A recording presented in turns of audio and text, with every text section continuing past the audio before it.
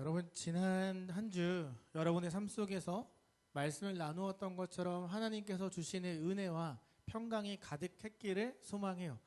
혹시 그 마음속에 평강이 없고 조금 불평이나 힘듦이나 짜증 이런 부분들이 있었다라고 한다면 또 하나님 앞에 말씀을 묵상하고 나누는 이 시간을 통해서 그의 여러 가지 어려웠던 마음들의 일들이 다 사라지고 평강만 가득한 이 시간 되었으면 좋겠습니다. 여러분 오늘은 이제 지난주까지 살펴보았던 것 이후에 8절부터 살펴볼 건데 오늘은 이제 오네시모라는 사람이 등장을 하면서 오네시모가 이제 어떤 사람으로 바뀌었는지에 대한 내용들이 이제 여러분들에게 소개되고 있어요. 여러분 이 오네시모의 변화를 통해서 내가 이 공동체에서 내가 관계 맺고 있는 그 사람들과의 관계 속에서 어떠한 오네시모의 모습을 가져야 할지를 함께 생각하고 깨닫고 그것을 기도로 고백하는 이 시간 되기를 바랍니다. 여러분 오네시모가 바울을 어디에서 만났을까요? 혹시 알고 있어요? 감옥에서 만났어요. 맞아요. 그 오네시모가 로마 감옥에서 바울을 만났는데 사실 여러분 오네시모가 살던 곳은 이 로마랑 굉장히 멀리 떨어져 있던 곳이었어요. 그러니까 오네시모가 로마의 감옥에 있다는 것 자체가 이해가 되지 않을 만큼 굉장히 먼 곳에서 이제 왔어요. 여러분 혹시 옛날 드라마긴 한데 혹시 추노 봤어요? 아, 반응이 이러면 안 되는데 추노 봤어요? 네, 그 추노 보면 그 노예가 도망치잖아요. 그래서 막 잡으러 가잖아요. 지금 오네시모가 딱 그 추노예요. 도망친 노예라는 거죠.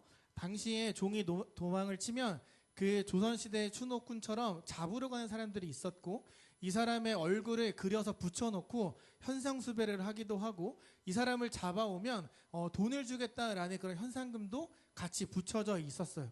이제 잡히게 되면 어떤 일이 일어나냐면 그 강아지들 지금은 하지 않지만 시골에 보면 개들 이렇게 강아지들 목 이렇게 쇠줄 묶어가지고 묶어놓거든요. 그것처럼 잡힌 노예 목에다가 쇠줄을 묶어서 달아두거나 혹은 여기 이마박이나 잘 보여지는 곳에 얘는 추노입니다라는 도장을 낙인을 찍거나 혹은 죽였어요. 그러니까 노예가 잡히면 이제 안 되는 거겠죠. 이제 그리고 사실 노예들이 정말 큰일이 아니면 이 당시에 도망치진 않았어요. 그러니까 노예라는 신분이 좀 비참했을 뿐이지 이 주인들이 노예들이 굉장히 인격적으로 대해주던 그 시대라서 노예들이 굳이 도망치지는 않았어요. 일반적으로 우리처럼 직장인들보다 이 당시 노예들이 더 잘 살았어요. 그 직장인들보다 왜냐하면 이 노예들을 부린다는 건 굉장히 부자였거든요. 그러니까 얘네들은 집도 있죠, 옷도 있죠, 밥도 그냥 공짜로 다 먹을 수 있죠. 심지어 주인이 기분 좋으면 용돈까지 줬어요. 근데 그 용돈이 우리와 같은 일반 직장인들보다 더 높았어요. 그러니까 노예들이 굳이 도망가지 않는 분위기가 이 당시였다는 거죠. 근데 여러분 오네시모가 지금 도망갔잖아요. 오네시모가 이 모든 것들을 다 포기하고 도망갔잖아요. 왜였냐면 이 오네시모는 사실은 굉장히 유능한 열심히 하는 종이 아니었어요. 다른 말로 착한 사람이 아니었어요. 좋은 성품을 가진 사람이 아니었다는 거죠. 굉장히 게으름을 피고 일하지 않고 누가 볼 때만 열심히 하고 보지 않으면 다른 사람에게 일을 시키는 그런 무익한 종이었어요. 그런데 그가 어느 날 빌레몬 주인의 돈을 왕창 들고 튀었어요. 원래부터 성품이 안 좋았는데 내가 이대로 사느니 저 돈을 가지고 먼 로마에 가서 성공을 하겠다라는 야망을 가지고 주인의 돈을 가지고 도망을 간 거죠. 로마에 갔어요. 로마가 굉장히 컸기 때문에 멀었기 때문에 여기에 가면 나를 찾을 수 없다라는 마음에 로마에 가서 그 돈을 가지고 어떤 일들을 시작하게 된 거죠. 그런데 어떤 이유인지 정확하게 나오진 않지만 오네시모가 그 모든 돈들을 다 잃어버렸어요. 여러분 오네시모의 성품이 게으르고 또 부지런하지 않았고 남의 돈을 훔쳐서 도망갈 정도의 성품이었다면 로마에서 그가 어떤 사업을 했다거나 부지런하게 살진 않았을 거예요. 우리가 유추할 수 있는 건 그 돈을 가지고 흥청망청 살았다라는 걸 우리가 유추할 수 있겠죠. 그리고 그가 돈을 다 쓰고 어떤 일이든지 도둑질을 해서 결국 잡혀서 로마 감옥에 들어가게 된 거예요. 그러니까 오네시모는 굳이 좋은 사람, 착한 사람이 아니라는 거죠. 감옥에 잡힐 만큼 어떤 나쁜 짓을 저질렀던 그가 감옥에서 바울을 만나고 예수님에 대한 이야기를 듣고 회심해서 완전히 사람이 바뀌어지게 된 거예요. 여러분 예수님 믿죠? 이러면 안 되는데. 여러분 예수님 믿죠? 그죠? 여러분 예수님 믿고 바뀌었어요? 변화된 게 있어요? 뭔가 좀 막 있죠? 다들 있는 거 맞죠? 근데 그렇게 있어요. 우리가 아무리 은혜를 받아도 사람이 180도 바뀌진 않거든요. 지금은 하지 않지만 백종원의 골목 식당 보면 빌런들이 굉장히 많이 나오잖아요.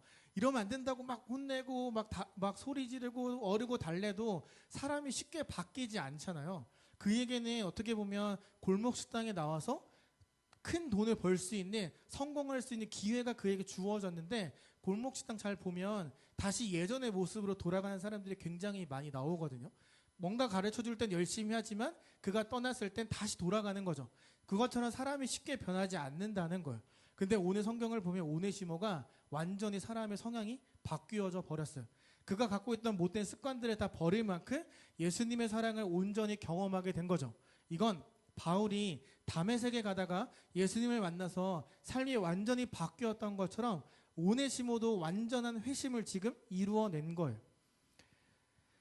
그가 지금 이 변화는 어떤 감정적인, 감옥에 들어와서 막 쫄아서 막 떨고 막 나 죽으면 어떻게 할 때 누군가가 좋은 이야기를 해줘서 감정적으로 바뀌어진 변화가 일순간 일시적인 변화가 아니라 진정한 예수님을 믿고 하나님을 두려워하는 사람으로 바뀌어지게 되었다라는 거죠. 여러분 10절을 보면 바울이 오네시모를 향해서 갇힌 중에서 낳은 아들이라고 불러요. 여기서 사용된 헬라어는 테크논이라는 건데 이거는 굉장히 사랑하는 자녀를 부를 때 쓰는 용어예요. 그러니까 바울이 주인의 돈을 갖고 도망쳤던 사람, 잘못을 저질러서 감옥에 왔던 그 범죄자를 향해서 내 빌레몬아 너처럼 사랑하는 아들이 여기에 있다라고 말하고 있는 거예요. 이 당시에 그 노예가 도망치다 잡히면 무조건 주인에게 돌아가야만 했어요. 그리고 도망친 노예를 숨겨주면 똑같은 죄의 그 처벌을 받아야만 했어요. 그래서 이제 옛 주인에게 돌아가는데 옛 주인에게 돌아가면 이게 두 가지 중에 하나가 그 노예를 기다리고 있어요. 첫 번째는 아까 말한 것처럼 쇠사슬로 머리를 묶어놓은 다음에 완전 투명 인간 취급을 당하거나 사형을 다해 죽거나, 그러니까 없는 사람 취급을 당하거나 아니면 죽거나 이 둘 중에 하나가 기다리고 있었다는 거죠. 바울도 잘 알았어요. 그런데 이 오네시모를 다시 빌레몬에게 돌려보내요. 왜냐하면 반드시 해결해야 되는 문제가 있었기 때문이에요. 지난주에 나눴던 것처럼 오네시모와 빌레몬뿐만 아니라 교회 공동체가 이 사람을 용서해 주어야 이제부터 오네시모가 바울과 함께 복음을 전할 수 있는 일을 할 수 있게 된 거죠. 여러분 혹시 영화 미량 봤어요? 완전 옛날 거긴 한데 거기 보면 전도연이 자기의 아들을 죽인 사람의 감옥에 찾아가잖아요. 그 전에 그 죄인을 용서하기 위해서 교회 가서 예수님을 믿고 기도하면서 내가 드디어 이 사람을 용서할 수 있는 준비가 돼서 찾아갔는데 그 감옥에 있던 사람이 뭐라고 하죠?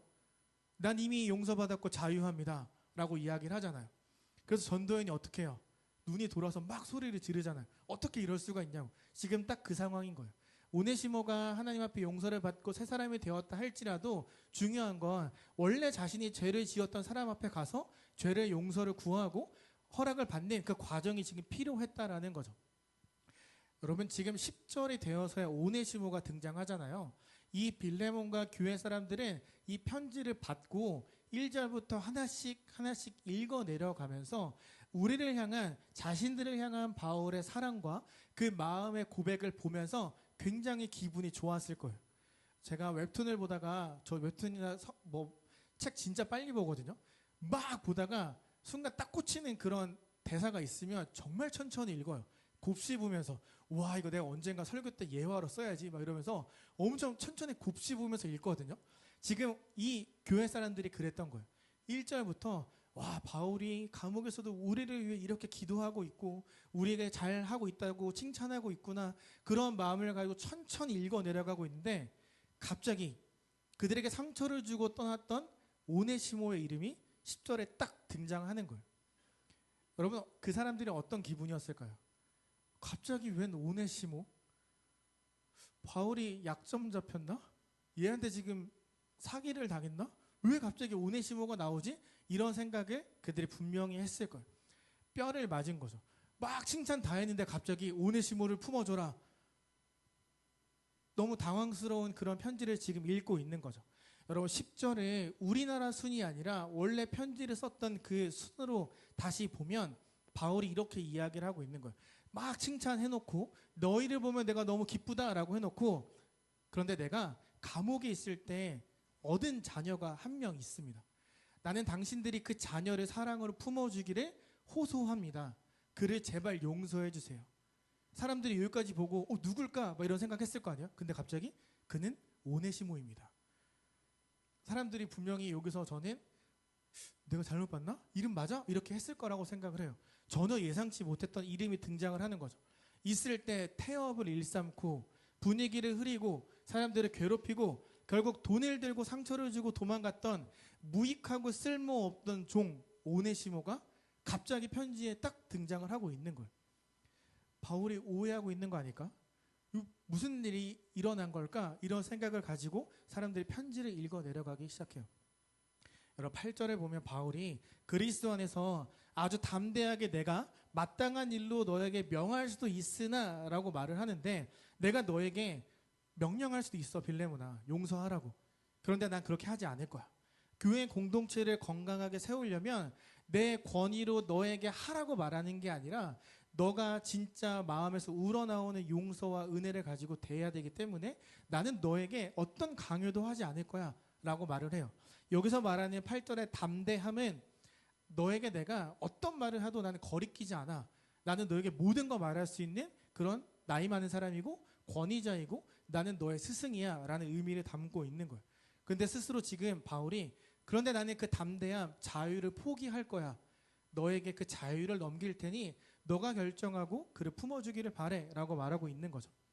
여기에는 이런 뜻이 숨겨져 있어요. 빌레몬아 너가 예수님을 만나서 삶이 변화되었던 그때를 기억해 주기를 바래. 그 마음으로 오네시모를 좀 바라봐주면 안 될까? 그도 너처럼 예수님을 만나서 사람이 바뀌었으니까 예전의 모습 잠깐 잊고 예수님의 그 관점으로 이 오네시모를 보아줬으면 좋겠어 라고 권하고 있는 거예요.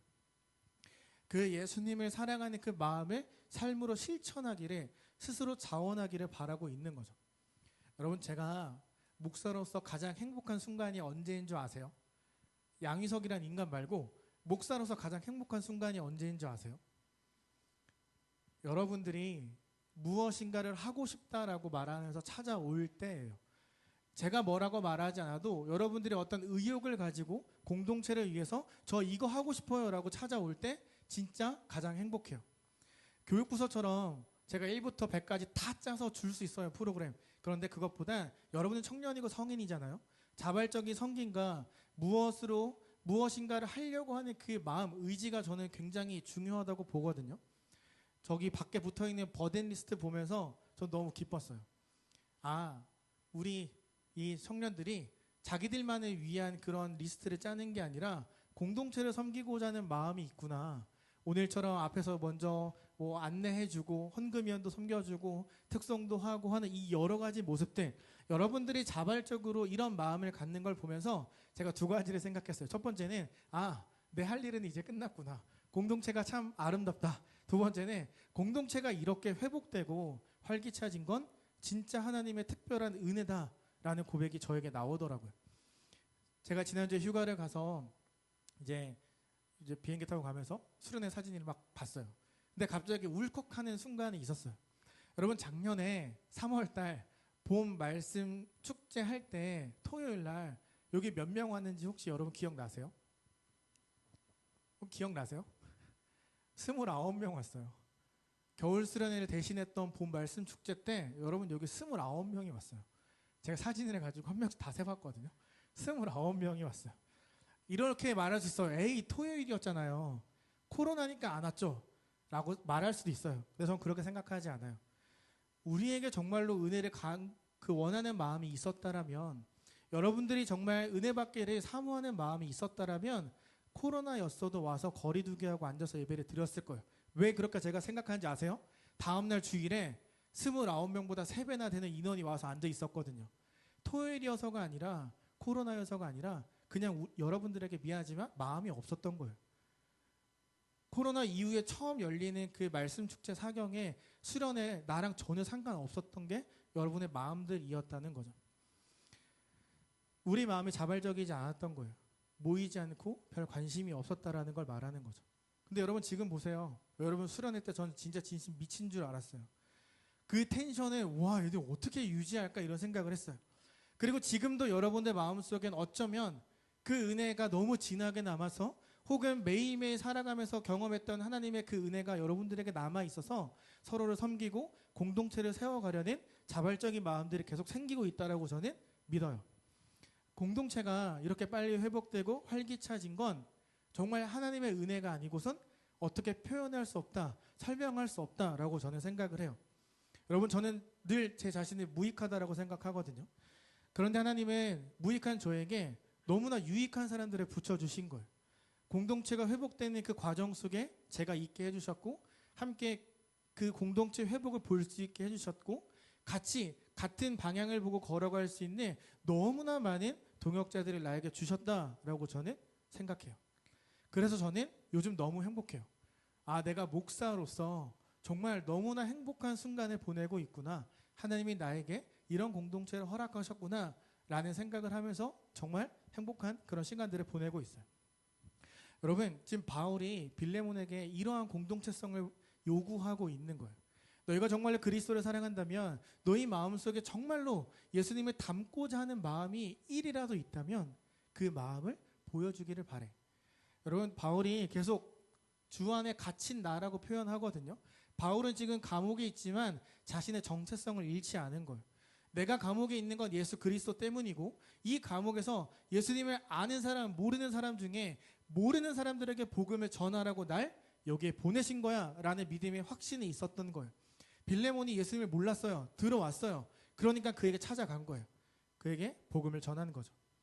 바울이 빌레몬에게 감옥에서조차 나는 이 그리스도의 정체성을 잃지 않고 복음을 전하고 있는 것처럼 너도 예수님을 믿는 사람답게 그 복음에 합당한 삶을 살아가기를 정말로 내가 간절히 요청할 거야. 요청하고 있어 라고 말하는 거죠. 여러분 이 바울이 약간 꼰대 같은 말을 하거든요. 나이가 많은 바울이 내가 뭐 이렇게 표현하거든요. 이건 꼰대가 아니에요. 내가 나이로 너에게 뭐 시킬 거야 라는 말이 아니에요. 바울은 지금 빌레몬이 바울의 말을 무시하고 얘에게 혼을 주고 벌을 내려도 전혀 상관하지 않을 거예요. 그것이 너가 보여주는 예수 그리스도의 사랑이라면 난 그것도 존중할 수 있어 라고 말하고 있는 거예요. 다만 혼내기 전에 딱 한 번만 더 생각해 주기를 요청하고 있다는 거죠. 여러분 사실 오네시모 같은 사람이 우리 공동체에 있다면 용서하기 쉽지 않을 거예요. 여러분들의 휴대폰을 훔쳐서 누가 도망가면 여러분 마음이 편하겠어요? 굉장히 지금 그쵸? 여러분 그 표정들이 다 보여주겠죠? 여러분 돈을 훔쳤어요. 공동체에 큰 피해를 줬어요. 그러면 이 사람이 어떻게 살았는지 우리가 대충 알 수 있죠. 근데 바울에겐 그게 중요하지 않았던 거예요. 그에게 오로지 관심사는 얘가 예수를 믿고 변화되었느냐, 예수를 믿고도 변화되지 않았느냐, 거기에 초점이 있었던 거예요. 바울은 복음의 위대함을 알았어요. 얘 같은 죄인도 변할 수 있다. 왜? 나 같은 죄인도 바뀌었으니까. 내가 바뀌었다면 얘도 새 사람이 될 수 있다 라는 믿음의 확신을 가지고 복음을 전했고 오네시모가 진짜 바뀌어진 거죠. 여러분 혹시 오네시모의 이름의 뜻을 아는 사람이 있어요? 알면 끝나고 제가 치킨 쿠폰 보낼게요. 오네시모의 이름의 뜻이 뭘까요? 오네시모의 이름의 뜻 힌트 주면 여러분 갖고 있는 여기 어딘가에 적혀 있어요. 오네시모의 이름의 뜻은 뭘까요? 아니 손을 들어야 제가 뭘 하죠. 나 미안해 혈라가 빨랐어. 뭘까요? 네, 유익한 자라는 뜻이 오네시모예요. 네, 오네시모의 뜻이에요. 근데 여러분 여기에서 우리가 봐야 되는 건 바울이 약간 언어 유희를 하고 있어요. 11절을 보면 그가 전에는 내게 무익하였으나 이제는 나와 내게 유익함으로 여기에 보면 오네시모의 이름을 가지고 살짝 언어 유희를 하고 있는데 무익한 자는 아크레스톤, 유익한 자는 유크레스톤이라는 말이에요. 오네시모는 유익한 자라는 유크레스톤에서 나왔어요. 그러니까 오네시모라는 사람 자체는 누군가에게든 유용한 자, 유익한 자, 좋은 영향을 미쳐야 되는 사람이라는 이름을 갖고 있다는 거죠. 근데 그가 빌레몬 집에 있을 때 무익한 사람이었어요. 이름값 못하는 아주 이상한 사람이었어요. 이름의 뜻대로 살면서 유익했던 적이 단 한 번도 없었어요. 돈 들고 튀었던 사람, 무익했던 사람, 도둑과 같은 사람이 그의 삶 전부였다는 거죠. 여러분, 오네시모가 살았던 곳을 부르기아 지역인데, 이 당시에 너 어디 출신이니? 저 부르기아 노예입니다. 이러면 사람들이 상종을 하지 않았어요. 부르기아 노예란 뜻은 믿을 수 없는, 상종조차 하면 안 되는, 충성스럽지 못한 사람들의 대명사가 부르기아 노예들이었어요. 오네시모는 이름의 뜻과 완전히 다르게 무익한 사람, 믿을 수 없는 사람, 공동체에 상처를 주는 사람에 불과했다는 거죠. 근데 지금 바울이 빌레몬에게 말하고 있는 거예요. 그래, 걔는 무익했어. 근데 지금부터 너에게 유익한 사람이 될 거야. 그 이름의 뜻대로 예수님의 믿으며 살아가는 사람이 될 거야. 이제 그는 이름값 할 거야. 라고 말하고 있다는 거죠. 여러분, 그가 어떻게 유익한 사람이 될 수 있었을까요? 여러분, 습관이 잘 안 바뀌는 거 알잖아요. 습관이 계속 간다는 거. 근데 지금 오네시모가 습관이 완전히 바뀐 거예요. 어떻게 그런 일이 있을 수 있었을까요? 그가 복음을 받아들이고 나서 자신의 죄를 하나님 앞에 고백하면서, 아, 내가 진짜 막 살았구나. 근데 이런 나같이 쓰레기 같은 사람도 하나님이 사랑하시는구나 라는 걸 깨닫기 시작하면서 하나님을 향한 두려운 마음이 생기게 된 거예요. 여러분, 혼자 있을 때만 아는 나의 그 행동들 있죠. 아무도 모르는 감추고 싶은 나의 행동들. 그 행동들조차 하나님이 보고 계신다는 걸 알고 오네시모가 정말 바짝 엎드리게 된 거예요. 그리고 이제 오네시모가 어떻게까지 바뀌었냐면, 성경을 보면 이제부터는 빌레몬과 바울의 곁을 지키고 또 도와주는 복음의 조력자의 역할로 바뀌게 된 거예요. 12절, 그는 내 신복이라. 이 신복이라는 표현은 내 심장이다 라는 뜻이에요. 내 심장, 나라는 거잖아요. 심장이 없으면 난 죽잖아요.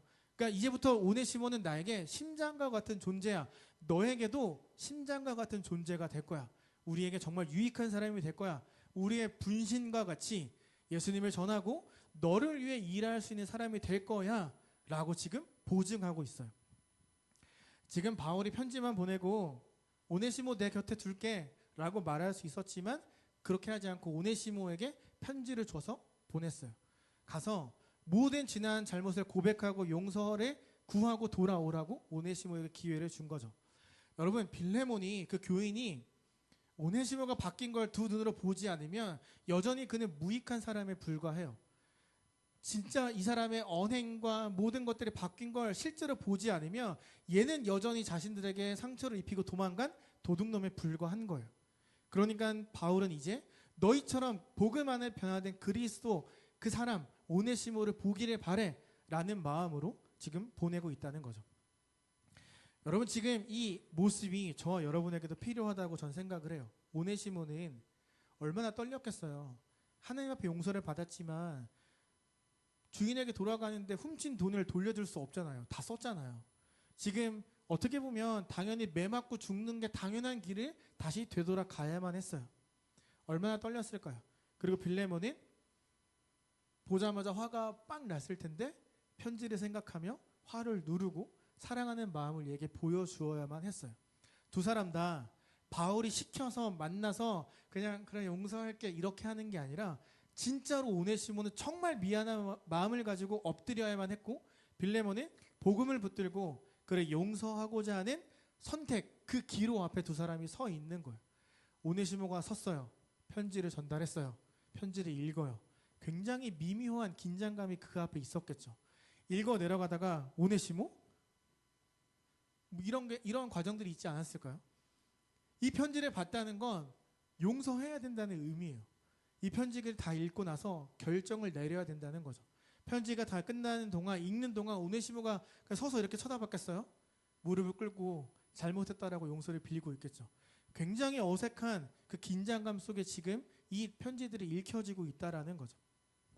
두 사람, 그 편지 앞에서 한 사람은 정말 용서를 구했고 한 사람은 용서하기로 마음을 먹게 되는 거죠. 누가 시켜서가 아니라 그리스도 안에서 자발적인 마음을 가지고.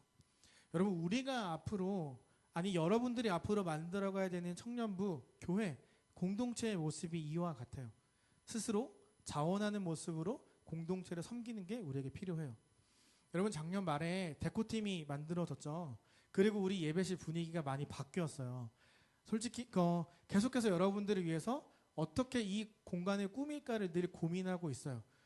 비록 타공판이 습해서 떨어지긴 했으나 이들은 여러분들을 위해서 어떻게 이곳을 아름답게 꾸밀까 늘 고민하고 있다는 거죠.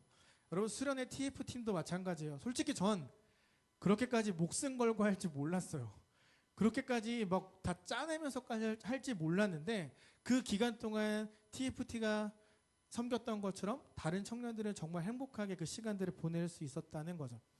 만약에 다음에 TFT가 만들어지면 이렇게까지 뼈를 갈진 않았으면 좋겠어요. 그냥 하나씩만 하세요.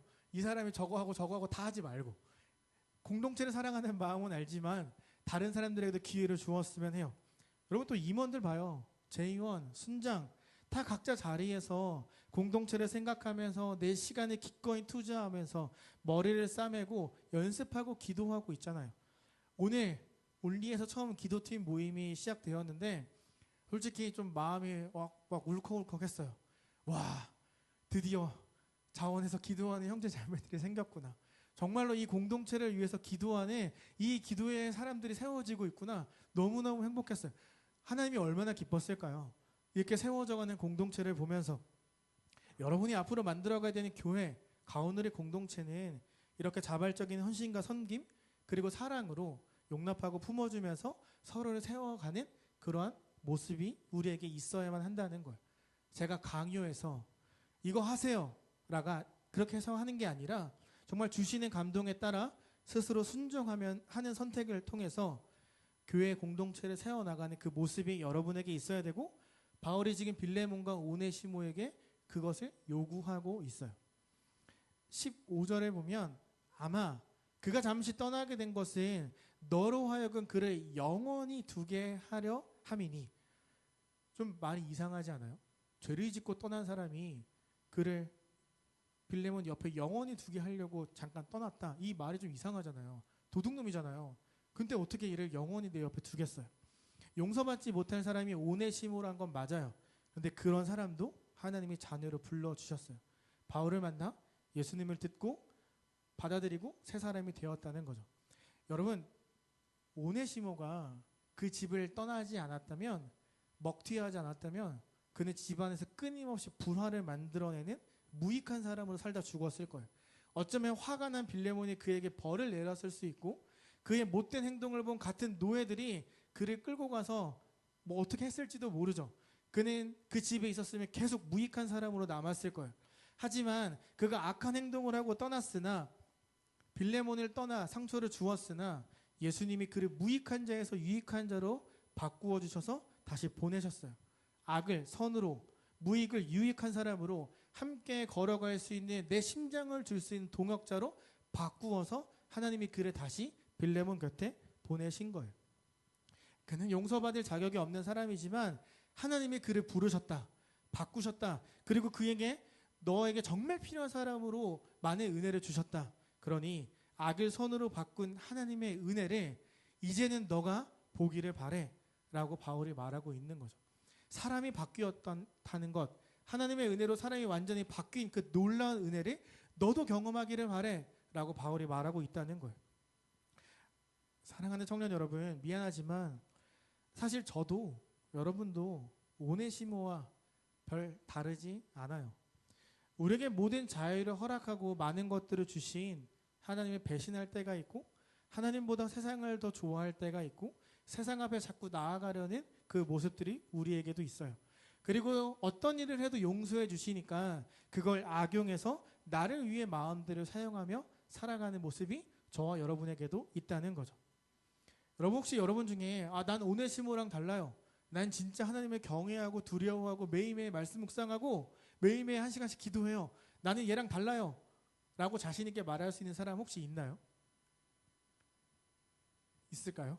저도 자신 못해요. 저도 못해요. 저 이번 주 휴가였잖아요.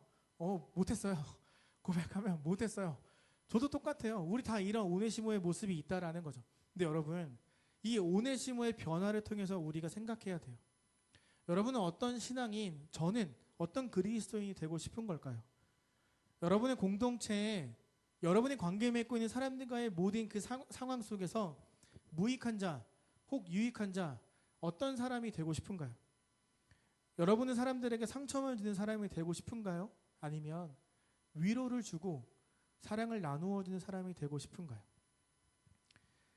우리는 죄와 허물로 가득한 인생을 살아가고 있다라고 에베소서에서 말하고 있어요. 복음으로 인해 자유를 얻었지만, 예수님이 나의 삶의 주인이 되었지만, 그 자유를 자꾸 빼앗아 가려는 세상 속에 살아가다 보니 우리는 여전히 죄와 허물과 같은 오물을 뒤집어쓰며 살아갈 수밖에 없어요. 하나님께서 여러분이 이미 무익한 자에서 유익한 자로 바꾸어 주셨음에도 불구하고 여전히 옛 습관을 버리지 못해 나도, 여러분도 자꾸 무익한 사람의 모습으로 돌아가려고만 하고 있어요. 여러분, 이번 한 주간 살아가면서 이 말씀을 통해 꼭 이걸 기억했으면 좋겠어요. 여러분은 전혀 무익하지 않아요. 여러분은 유익한 사람이에요. 이 세상에 여러분을 계속 무익한 사람으로 만들려고 하고 그 마음속에 부정적인 마음과 불편한 마음을 넣고 뒤흔들면서 공동체의 누군가를 자꾸 미워하게 만든다거나 어렵게 만든다거나 그럴 때마다 이렇게 외치세요. 나는 이미 유익한 사람이다. 하나님이 나를 이 공동체의 유익한 자로 세워주셨다라고 고백하세요. 여러분이 어떤 모습으로 살아간다 할지라도 여러분의 하나님이 사랑하신다는 그 사실은 절대 변하지 않거든요. 하나님이 여러분을 포기하지 않는 한, 포기하지 않으시겠죠? 포기하지 않는 한 여러분은 늘 유익한 사람이 될 수밖에 없어요. 무익한 우리를 유익한 자로 바꾸기 위해 예수님이 이 땅에 오셨고 목숨을 걸고 죽고 다시 부활하셨잖아요. 그래서 우리는 유익한 사람일 수밖에 없어요. 여러분, 이번 한 주간 살아가면서 여러분의 마음을 흔드는 그런 상황과 사건들이 등장할 때 이렇게 외쳐주세요. 나는 이미 하나님으로 인해 유익한 자가 되었다. 나는 하나님의 기쁨과 같은 존재이다. 라고 꼭 외쳐주세요.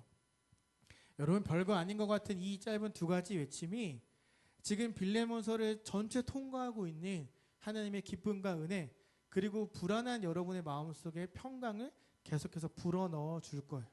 나는 하나님으로 인해 유익한 자가 되었다. 나는 하나님의 가장 큰 기쁨이다. 이 두 가지 선포가 여러분의 삶 가운데 주시는 평강을 누리게 하고 어느 곳에 있던지 간에 유익한 자의 모습으로 세워나가실 하나님의 일하심을 기대하게 만들어 줄 거예요. 여러분, 이 두 가지 선포를 스스로에게 선포하고 하나님께 고백하는 이번 한 주가 되기를 정말 간절히 바랍니다. 여러분, 지금 성경학교 시즌이라 많이 힘들고 피곤하죠. 여러분은 하나님이 성경학교 교사로, 다음 세대를 위한 교사로, 그들을 위해 기도하는 사람들로 세워주셨어요. 유익한 자로 이미 세워주셨다는 거예요. 여러분, 나는 유익한 사람이라는 그 정체성을 잃지 말고 주님 앞에 붙들고 살아가는 우리 모두가 되기를 예수님의 이름으로 소망하고 또 축복합니다.